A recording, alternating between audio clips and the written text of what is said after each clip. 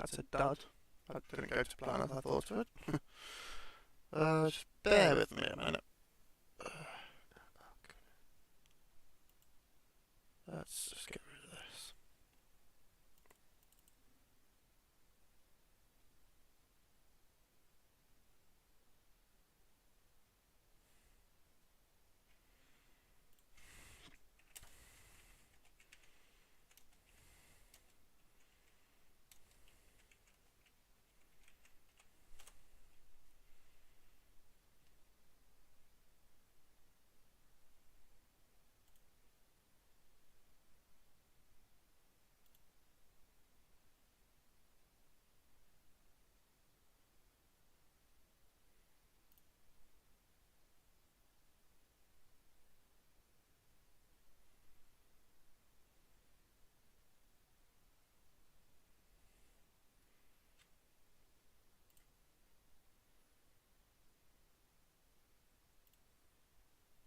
CDKeys.com. Shop the latest games and upcoming releases at the best prices.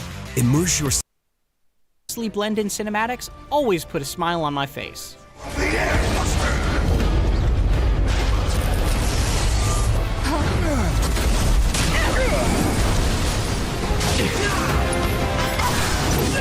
You have a massive amount of flexibility in your party management thanks to role-defining materia orbs and upgradable weapons. Materia can be slotted into any character's equipment to give them spells and buffs. That's important since your active team of 3 is entirely determined by where you are in the story. I just wish I didn't have to keep reslotting my best materia every time my party shifted. Thanks anyway. Weapon upgrading also had me digging through menus too much, but it's such a cool new system that I didn't mind. New weapons are rare, but they upgrade as you level to keep them relevant. I found myself frequently switching weapons as my materia builds and party changed, but even Cloud's signature starting weapon, the Buster Sword, remained a solid option. Rather poetically, it ended up being my favorite weapon by the end. Like that? I'll make sure you never forget my face. The visual variety of Midgar's levels is fairly impressive, ranging from dirty slums to industrial Shinra facilities. That said, the level design itself is serviceable but simplistic. The combat is always a blast, and that keeps momentum high, but there's not much else to think about beyond some simple puzzles and lightly hidden items. That makes the areas you're asked to retread for side quests a repetitive drag. Generally speaking though, I love that this brief section of a much larger RPG has been fleshed out with real character development and a more robust story. Okay, I get it. Mind letting me... Hello? Depends. I loved learning more about Jesse, Biggs, and Wedge, and seeing lively neighborhoods full of people. One excellent new mission has you wrestling with the decision to turn off the giant sun lamps that provide light to Midgar's slums to progress, giving more direct weight to your group's actions. What I didn't love, however, was when this remake clearly decided it just needed more stuff to pad out its length, regardless of quality. The dullest of these by far are when Cloud is asked to do odd jobs around Midgar's slums. Suddenly, you're faced with bottom-of-the-barrel JRPG tropes that belittle the high-stakes events around them. A shopkeeper literally asks you to kill some rats. Then there's a little girl who can't find her kitty cats. Seriously? They said that a scary man was chasing them. There are plenty more, and sure you could skip these side quests, but that'll mean you miss out on extremely valuable items and unlocks, and can even influence later scenes in subtle ways. What exactly is it you're trying to say, Merc? You need people who can follow orders, too. This pointless filler isn't always reserved to just side quests either. A handful of the new main missions similarly push you through events that feel totally irrelevant. They can be amusing diversions, but if you could somehow skip a few of them entirely, you probably wouldn't even notice.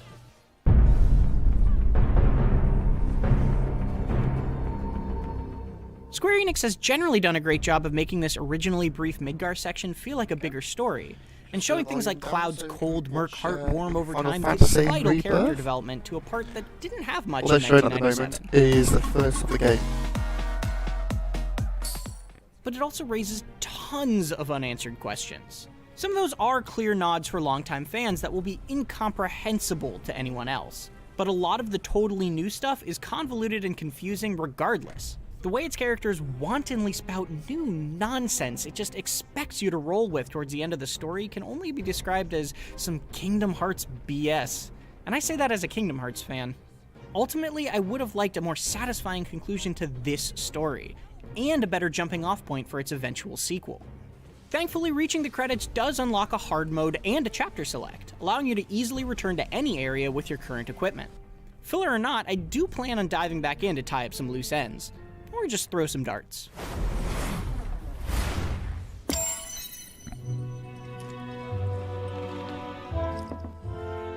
Final Fantasy VII Remake's combat is top-notch, and its enemy variety kept me constantly entertained. Seeing this snippet of a story fleshed out with the previously hidden humanity behind Midgar filled me with pure joy. The dull RPG filler and convoluted new plot points that accompany that did stop my ear-to-ear grin from being constant, but never long enough to kill the mood completely. This remake still delivered on letting me relive part of a classic in stupendous fashion, while also standing as a great RPG all its own. Be sure to head over to IGN.com and read our full written review of Final Fantasy VII Remake. Also be sure to check out some of the new cutscenes compared to the original, or watch the first 15 minutes of gameplay. And for everything else, keep it right here on IGN. Can you believe it? I thought I was going to IGN to show you what you've done in the first part of the game, which I thought was a good shout, really. Regunners, here we go. Sony had a curious 2023. The PlayStation 5 had blockbuster console exclusives, such as the superb Spider-Man 2 and the flashy Final Fantasy 16. It also saw the release of the PlayStation VR 2, an impressive piece of virtual reality tech, but one barely supported by a games library. Long-term PlayStation man and current CEO Jim Ryan also stepped down, with his full-time replacement yet to be named. So, what will 2024 have in store? There are plenty of exciting games to look forward to, as well as a good deal of mystery. Let's take a look at what we know is coming next year, as well as theorise as best as we can about what surprises might be in store. Gotta get Death Stranded, so gotta do the first one. The only catch. What are you doing in here? You would kill him. Nothing like 24 hours of emotional turmoil to wash those winter blues away. January may well signal the start of a new year, but Sony is doing its best to make us question exactly what year it is with yet another The Last of Us re-release. The Last of Us Part 2 Remastered is the PS5 version of the critically acclaimed sequel that comes with graphical improvements, previously cut lost levels, and a whole new roguelike mode titled No Return. It's not necessarily a huge splash to kick the year off with, but there's set to be enough new stuff in there for The Last of Us fans to enjoy when it arrives on January 19th. The world's ending.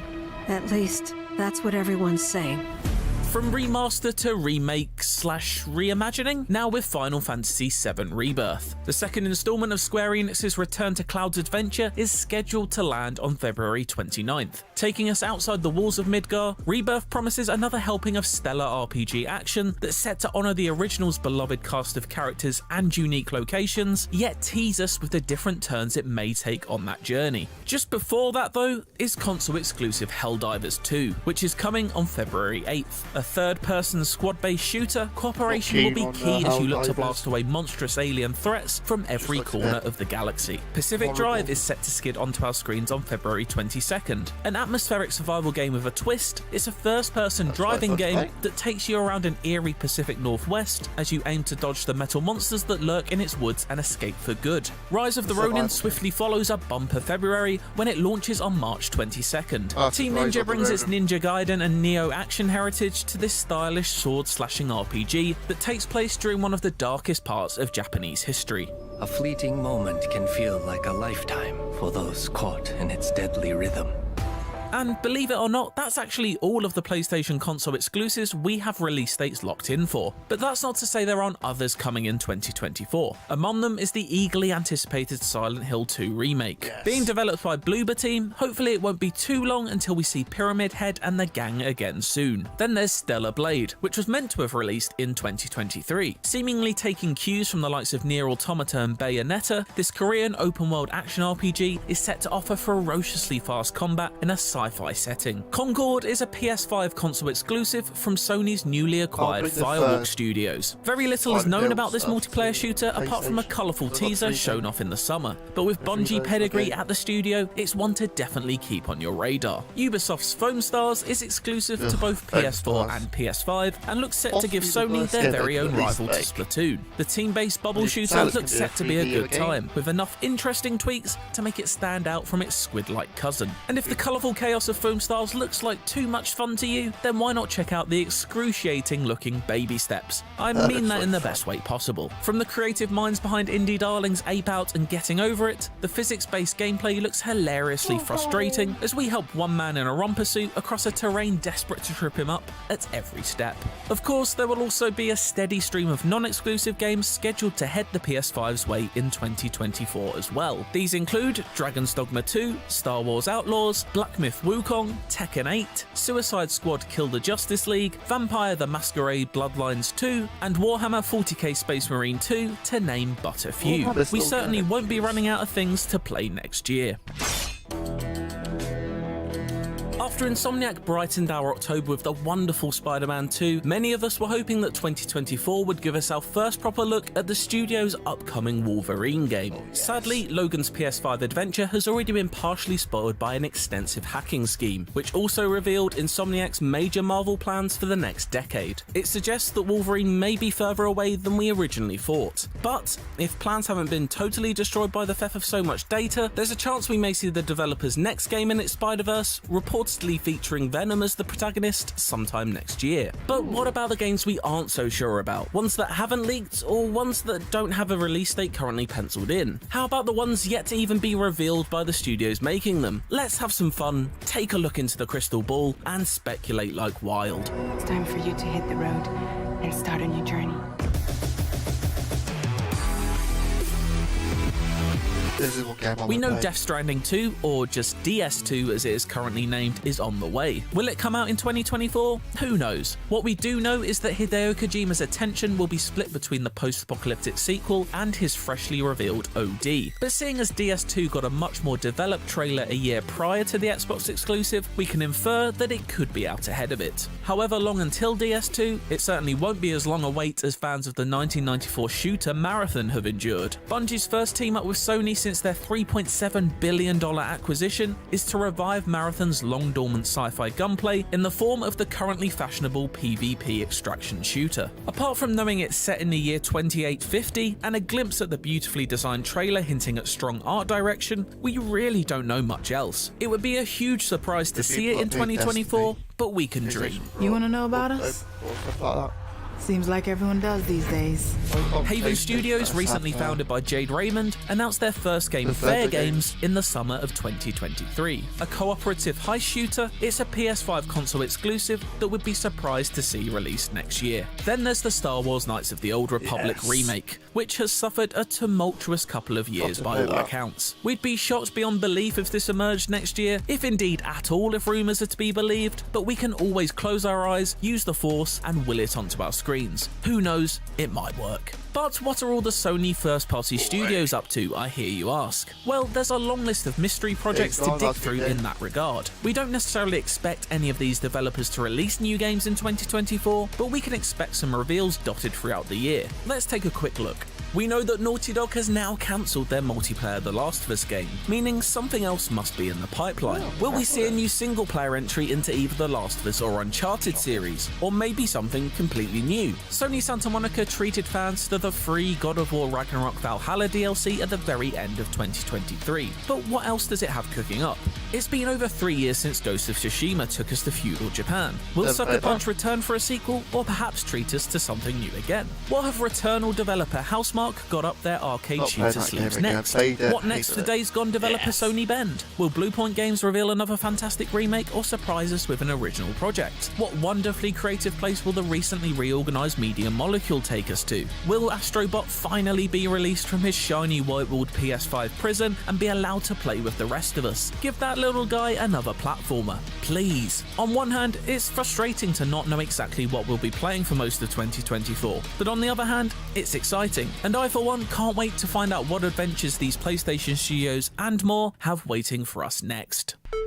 That's why they're going to be watching all these status. With the launch of the PSVR 2, a new new slimmed-down PS5 model, the PlayStation Portal, the DualSense Edge controller, and the PlayStation Access controller, it was certainly a busy tech-filled 12 months for Sony. That means we wouldn't be surprised if 2024 was a quieter year when it comes to new hardware, but that won't stop us from speculating. The PlayStation 4 Slim and Pro were released 3 years after the launch of the original PS4. We've just hit that point in the PS5's lifetime, and have received the equivalent of the former of those redesigned consoles. That means it wouldn't be out of the realm of possibility to see a PS5 Pro pop up sometime next year. Although we might not have seen the current model pushed to its limits just yet, we all know we watched that GTA 6 trailer and thought to ourselves, Rockstar's gonna make my PS5 sound like a jet engine, isn't it? With Rockstar's latest slated for a 2025 release, perhaps a souped up PlayStation 5 hitting store shelves towards the end of 2024 would make for logical timing. Apart from that, it's all pure guesswork. What new tech innovation or fresh piece of hardware would you like to see from Sony? I think a controller with a battery charge that lasts more than an hour or two would be fantastic. Let us know in the comments what you think, as well as what games you're most excited about playing on PlayStation in 2024.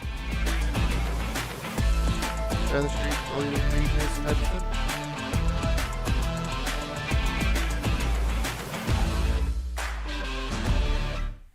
And come say hello. The world's ending. At least, that's what everyone's saying. The sky. I don't like it. Ready to fire, sir. Welcome to the New World Order. Fire! Just close your eyes and listen. Tell me you can't hear that. Her rallying cry. Planet runs out of energy. It and everything on it dies. We can overcome our fate. Am I the same as these monsters? Am I even human? Okay, we're looking for Sephiroth. Think you can find him? Oh, Sephiroth. You see. So you heeded the call too, did you? What are you talking about? As you can see, your brothers down there are having a little get-together. They're our best chance of finding Sephiroth. Yeah. I ask because I suspect they're soldiers suffering from cellular degradation. Do not be deceived. You know the truth. Trust in me. Sephiroth!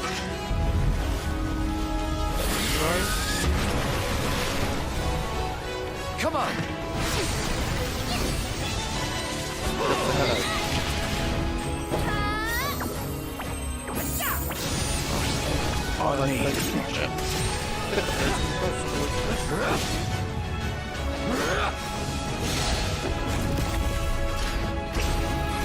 Pulling down the camera, but I don't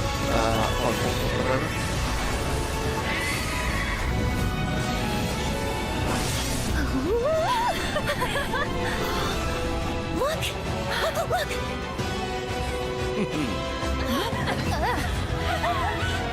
Look!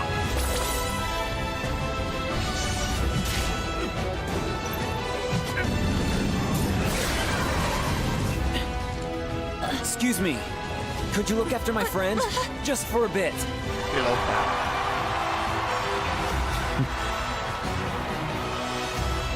This is a trailer for the seventh. Tutelary creatures, set only to appear when the planet is in grave danger. Who dares disturb my slumber? It's upon us. The reunion. When worlds merge. If you want to see this game, I'm hit that like waiting, button. clown.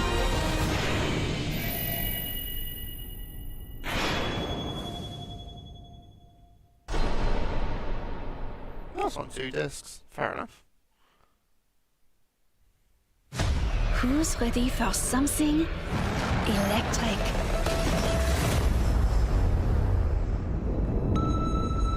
Oh, Apex Legends. This is on Fortnite. Can you imagine Final Fantasy the 7 Fortnite technology? Oh, Better to die fighting than to live in fear. The truth is out there.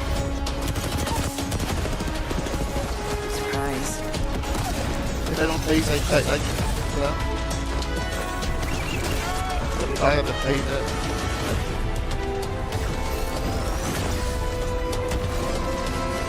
Buster sword here.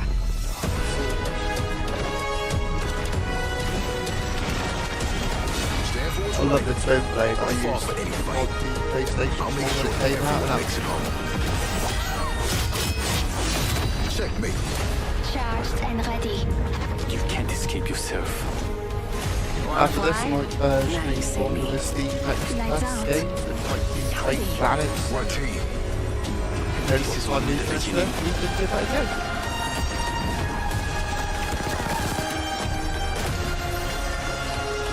So much power. It's like a fantasy. A surf like this? Now that will really help me cut the power.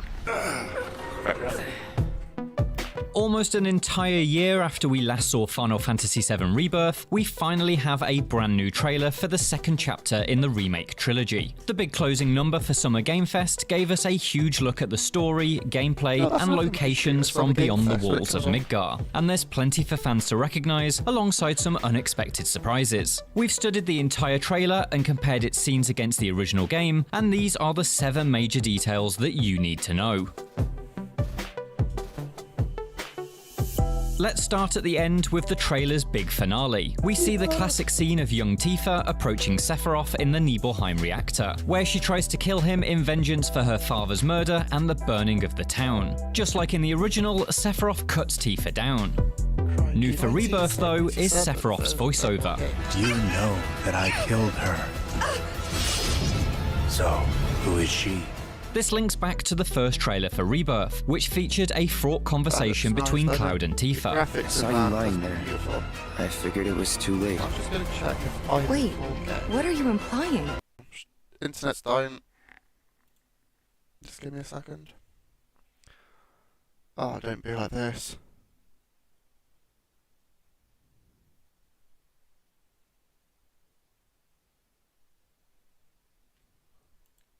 Really? Do we have to have it? Oh no, my internet's gone down. Oh, just refresh. Between Cloud and Tifa. I saw you lying there. I figured it was too late. Wait. What are you implying? Oh my god. What the hell? Whoa, whoa, whoa, whoa, whoa, whoa.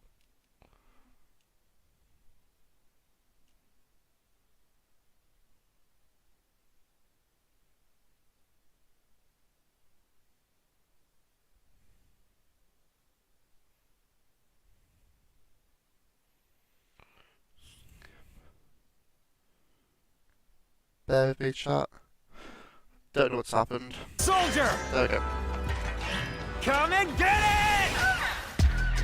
We know that Cloud and the group definitely escaped Midgar, because the majority of this trailer shows them travelling across a world with much more variety than that seen within the walls of the Steel City. Fans of the original game will recognise many places in this trailer. There's Bugenhagen's Planetarium in Cosmo Canyon, the Mithril Mine, the cargo ship, the Inner Calm, and the Nibelheim reactor. There's also shots of what appear to be the Mako pipeline that runs up to Mount Coral. And with all those stalactites, could this be the Northern Crater?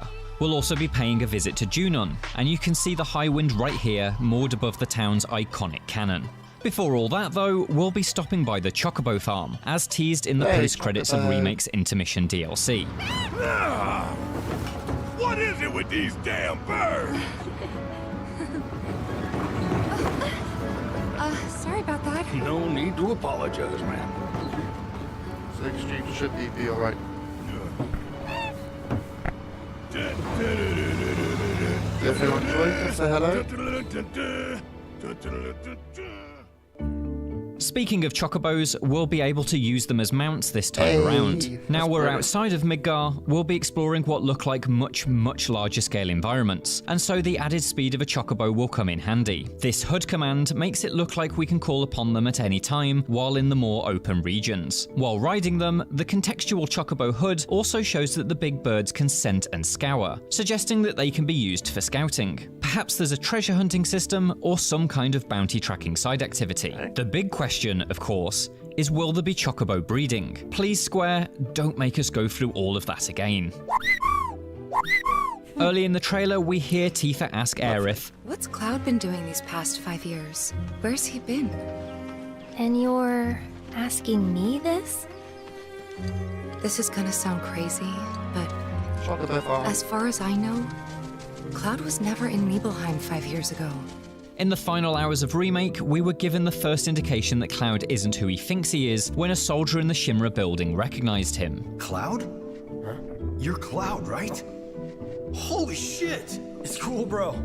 We went through training together. It looks like Rebirth will further explore Cloud's fractured memory and expand upon Tifa's perspective. We know from the original game that Cloud was at Nibelheim 5 years ago, but Tifa didn't recognize him because he was a Shinra guard wearing a helmet, not the soldier he thinks he was. What wasn't in the original game, however, was this scene in which Cloud appears as a robed Sephiroth clone, taking part in the Genova reunion ritual. Could this be Cloud's fate in the new timeline where Zack survives? This trailer finally confirms that, after being just a guest party member in Final Fantasy VII Remake, Red 13 will be a fully playable character in Rebirth. I am that which you see before you, nothing more. I'd appreciate it if we simply left it at that. He's joined by Yuffie, who returns from the Intermission DLC to create a full party of 6. There's still no sign of Kate Sith, Cid or Vincent, so let's hope that they'll be revealed later rather than held back for the third game. While the fantastic combat from Remake remains, we can see it's had a few tweaks since we last saw it. Combo moves from the DLC have been fully integrated into the system, and we can see several flashy attacks, such as this one where Aerith launches Tifa through a magical dome. There's also a new icon on the battle HUD, a series of 5 horizontal bars, but it's not yet clear what new system they are linked to. We may be missing Kate Sith, Cid and Vincent, but there are some other fun and less fun familiar faces in this trailer. Feast your eyes on the Turks' latest and greatest, Elena. She may be new, but she's still a Turk. We meet the remake version of Elena, the youngest member of the Turks, in what is clearly the encounter from the Mithril mine. And later on, we see the grotesque form of Genova Birth, which now seems to hang from the ceiling of the cargo ship like some kind of cancerous barnacle. As with the first game in the Remake trilogy, we'll also be seeing a range of new bosses. Here we see Barret and Red 13 fighting some form of giant rock golem, potentially down in the Mithril mine. The lack of Cloud in this fight suggests that there will be story sequences in which the party splits up and travels separate paths too. Well now, think we woke it up. Angered it, more like. And those are the 7 major details that you need to know from the Final Fantasy VII Rebirth trailer. Did you spot any other cool details? Just look at it all. It's so green. Even after everything we've done to it, it's still going strong. It may look that way, but in reality, it's barely hanging on.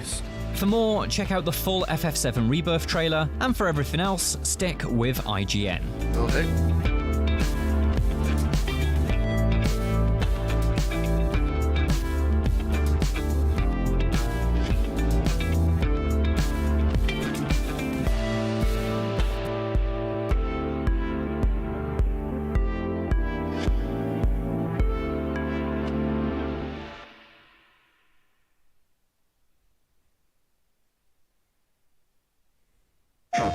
When there is so much to tell, where should I even start?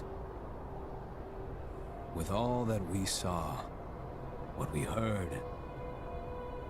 what we felt. It is a pretty looking game. Ours, destiny, our part in it. Best to start at the beginning, perhaps. Midgar, the city of Mako, ruled by the Shinra Electric Power Company, who drained the planet of its very essence, the life stream, and processed it for industry as Mako. Our world was dying, and so few could hear her cries for mercy.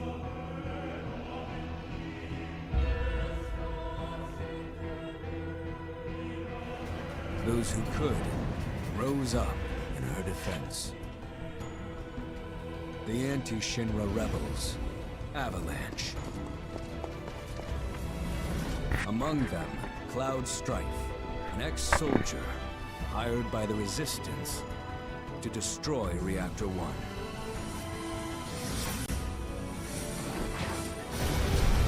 In Sector 8, amidst the aftermath of the attack, Cloud met a flower seller named Aerith. She offered him a yellow blossom. One said to symbolize reunion. I'm so glad they're recapping. And thus was destiny set in motion. With Reactor 1 gone, Avalanche set their sights on Mako Reactor 5.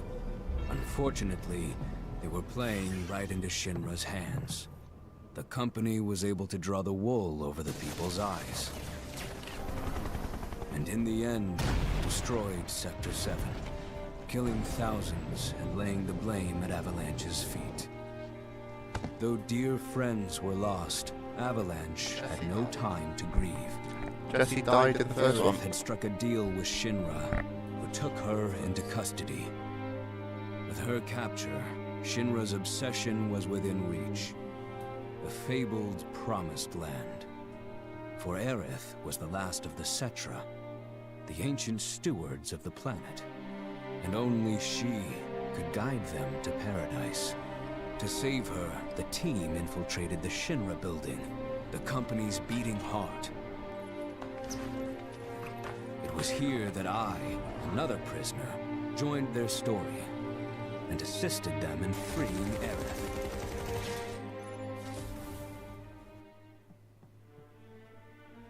Yet during our flight, we came face to face with a man thought dead. Sephiroth. Haunted war hero, Sephiroth. Before he could be stopped, Cloud's foe fled with the corpse of Genova, the cataclysm from the stars and the catalyst of our plight.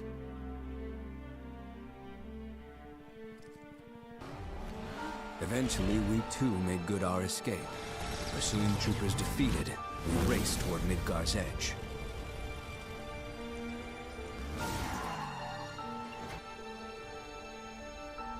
Yet Sephiroth once again intervened.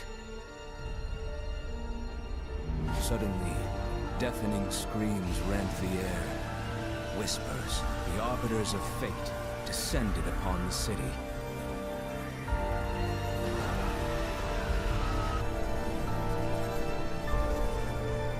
Before their imposing wall, Aerith warned us. This was Destiny's crossroads. Every moment, every action, every step taken had all been as the Whispers willed it. To fight them was to break free.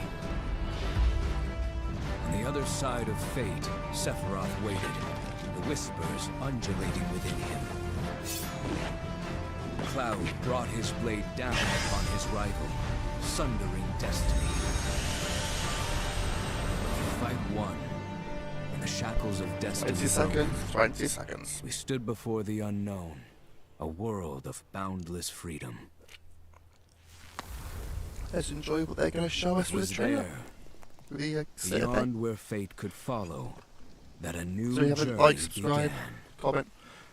Let's enjoy it.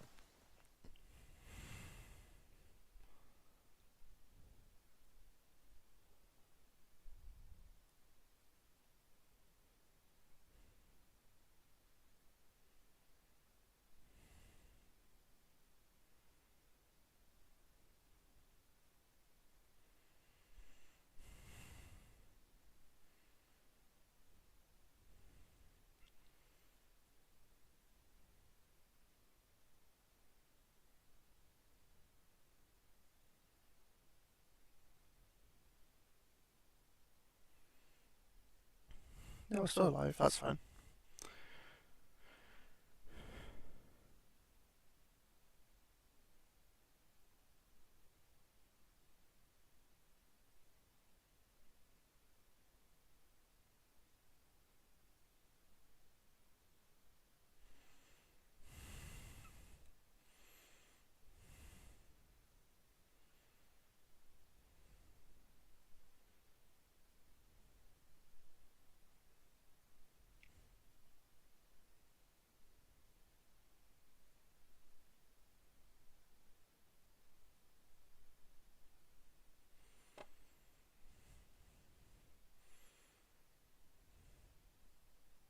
There we go.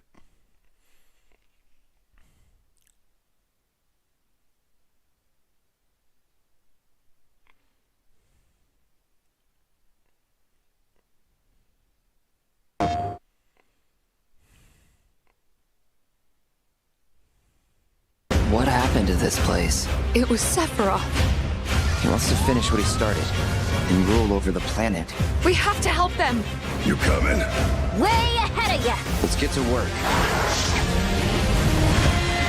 I will reclaim our world. Final Fantasy VII Rebirth. 皆さんこんにちは。スクエアエニックスの北瀬義則です。私がシリーズプロデューサーを務めるファイナルファンタジー7の最新作ファイナルファンタジー7リバースがついに2月29日に発売いたします。本作のストーリーは主人公クラウドとその仲間たちが宿敵であるセフィオスを追いかけ魔法都市ミッドガルの外にある広大な世界へと足を踏み出すところから物語が始まります。今回のステートオブプレイではこのゲームの魅力を凝縮した最新のトレーラーをはじめ特別なゲーム紹介映像をご用意しています。また重要なお知らせがありますのでぜひ番組の最後までお付き合いください。それではどうぞ。 Wonder what the important announcement is. Cloud, bring me the black materia.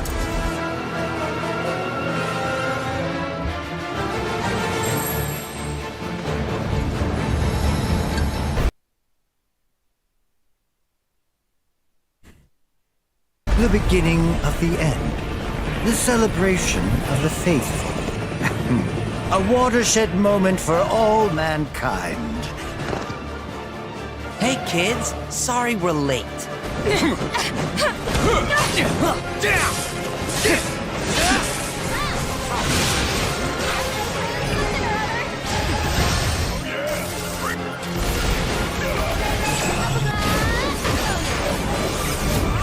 You're going to pay! Now, who wants to be the first lucky lady? Hey, boss! Your guests are here!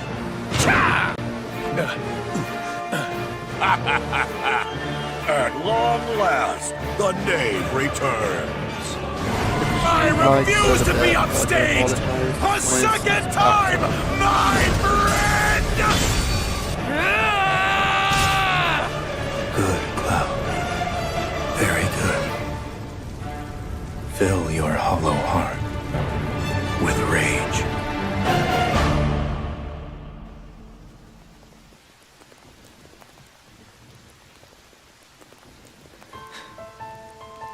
I'm back now, Aerith. I'm back.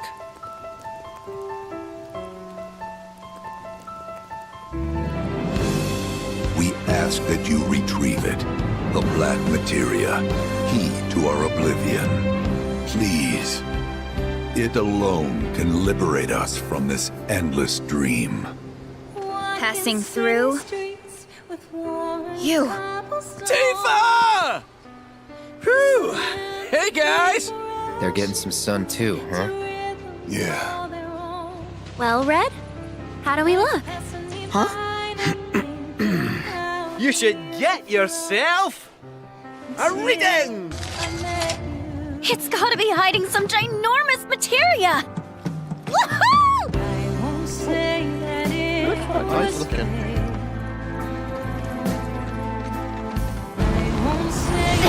Whoa! Hold this thing over right now! You said that Sephiroth is your foe. I have a history with him. You wouldn't believe what he can do. Oh, that's cool. The dolphin. Okay.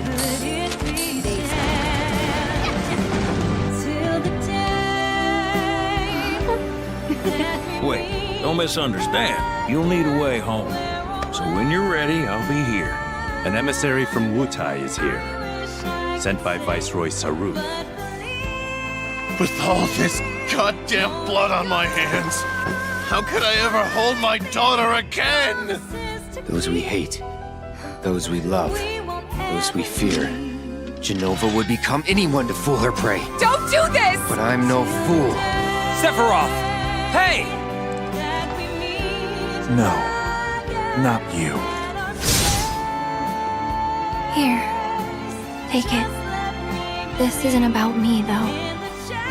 It's about saving the world. And you. The reunion. When spite and sorrow are harvested to feed the planet. No!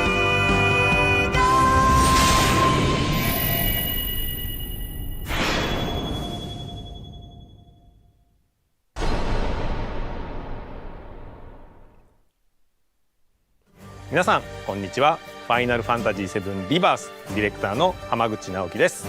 トレーラーはいかがでしたでしょうか。ここからは本作がどのようなゲームなのか、私から皆様にご紹介していきたいと思います。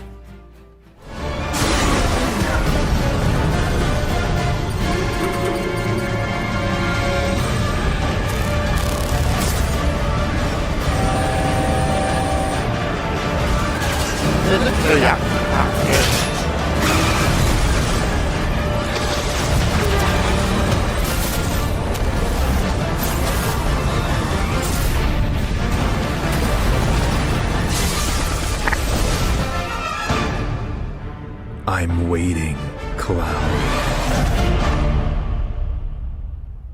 In Final Fantasy VII Remake, Cloud and his companions triumph over destiny.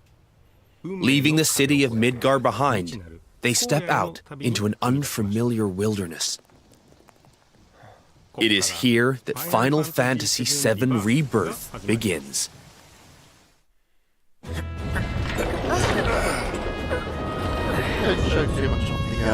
The stage upon which this ragtag band story unfolds is both vast and varied. The world is made up of multiple regions, all seamlessly interconnected. The Grasslands. Located due south of Midgar, this is where Cloud and the gang resume their adventure. The Junon region, where a metropolis by the same name overlooks the ocean, a symbol of Shinra's military might. The Corel region. The resort town of Costa del Sol adorns its northern shore, while the Gold Saucer stands as a gilded oasis above the Dust Bowl far to the south. The Gingaga region. Pay tribute to Zack by exploring his hometown, or visit what remains of the local Mako reactor. The Cosmo Canyon region. Become one with the planet as you return to Red 13's roots. The Nibel region. Take a trip down memory lane with Cloud and Tifa, or stop by Shinra Manor, where Vincent rests in peace. Your adventure will even extend to the high seas. There's more to do than simply walk around, however. First, let's look at world intel. Assisting Chadley with his research will deepen his understanding of the world, allowing him to develop new materia. This research takes many forms, such as wrangling chocobos, or playing with the Mooglets at their Mog stools. You may also come across sanctuaries brimming with knowledge of divine entities, or lairs inhabited by fearsome, unique foes. Chadley will also enlist your help in researching mysterious artifacts known as proto-relics. Each investigation is its own side story, featuring a colorful cast of characters, exciting new minigames, and ferocious creatures. Are you up for the challenge? And once you recover all the proto-relics scattered throughout the world, there's no telling what new developments might be in store.